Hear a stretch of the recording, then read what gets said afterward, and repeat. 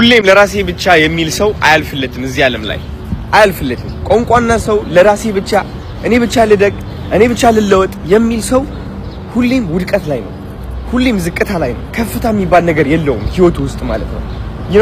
ያ ሰው ካለፈለት እኔ ወድቃለሁ ብሎ ስለሚያስብ የሚያቃትን ነገር ለብቻው ብቻ እንደዚህ አጠራቅሞ ይዛታል። ህይወት ደግሞ እንደዛ አይደለችም። እውነቴን ነው የምላችሁ። አንዳንዶቻችሁ መስጠት መማር አለባችሁ። መስጠት ደግሞ በገንዘብ ብቻ አይደለም። ባይዘወይ መስጠት በምክር አለ። በምክር ትሰጣለህ። ከዛ ደግሞ በይውህና ትሰጣለህ። በፍቅር መልክ ትሰጣለህ። በእድል መልክ ትሰጣለህ። እድልህን አሳልፈህ ትሰጣለህ። አንዳንዴ ካስፈለገም እውነቴን ነው የምላችሁ። አንዳንዴ የሆነ በጣም በቃ ደደብ የሚያስብልህና ጅል የሚያስብልህ ነገር ምንድነው? እድልህን አሳልፈህ ስትሰጥ ነው። ግን ደግሞ ያ እድል ያንተ እንዳልሆነ ካወቅ ወይም ደግሞ ካንተ በላይ ያ ሰው እንደሚገባው እግዚአብሔር እየነገረህ እያለ አውቀህ የዛ ሰው እድል የምታኮላሽበት ከሆነ አንተ ላይክ የሆነ ፍርሃት ላይ ነህ ማለት ነው። ጎዶልነት ላይ ነህ ማለት ነው። አያልፍልኝም ላይ ነህ ማለት ነው። እግዚአብሔር እያየኝ አይደለም ብለህ እያመንክና እያሰብክ ነው ማለት ነው።